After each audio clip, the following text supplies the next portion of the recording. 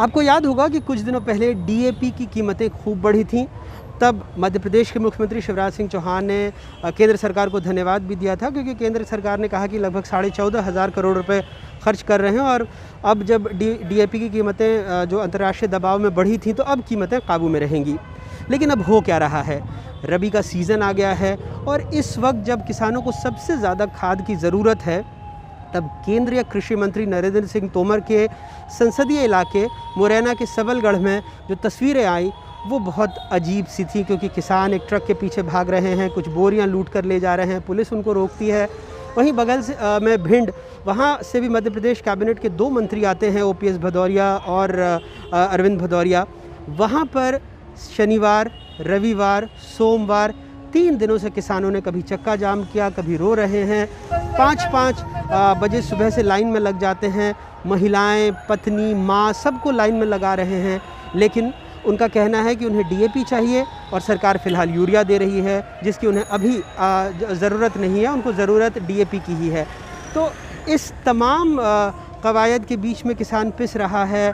कहीं हल्का फुल्का पुलिस को लाठीचार्ज भी करना पड़ रहा है, लेकिन जो खेत की ज़रूरत है, क्योंकि डर यही है कि उसकी फसल ख़राब ना हो जाए उसको। और हर साल हम देखते हैं कि रबी के सीज़न में ख़ास करके खाद की किसानों को खासी उनमें खलबलाहट मचने लगती है, किल्लत होने लगती है, लेकिन साल दर साल इसका उपाय हो नहीं रहा है। रकबा बढ़ रहा है और उस हिसाब से जो खाद की ज़रूरत है वो भी, लेकिन सरकार मुहैया नहीं करा पाती है। कई बार हमने देखा है कि इसी वक्त एनएपी हो, डीएपी हो, इसकी कीमतों में भी खासा उछाल आ जाता है।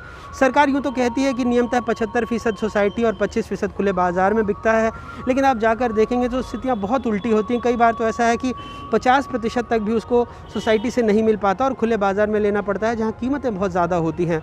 और कई बार तो तमाम जद्दोजहद के बीच भी जो काले बाज़ार में बिकने की शिकायत आती है, लेकिन किसान को खाद नहीं मिलता है, नतीजतन उसको सड़क पर उतरना पड़ता है, विरोध करना पड़ता है। अभी तो मैं ये बता ही नहीं रहा कि किस तरह से अमानक खाद और बीज की वजह से किसान को लगातार नुकसान हो रहा है। ये एक बड़ा मुद्दा है।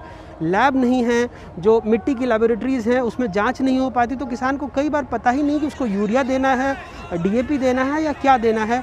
और अंधाधुंध जो चलन चल रहा है, जबकि सरकार कई बार कहती है कि उसने बहुत इंतज़ाम किया है सॉइल कार्ड बनाने का और तमाम चीज़ों का, लेकिन किसान को उसका फ़ायदा नहीं मिल पाता है।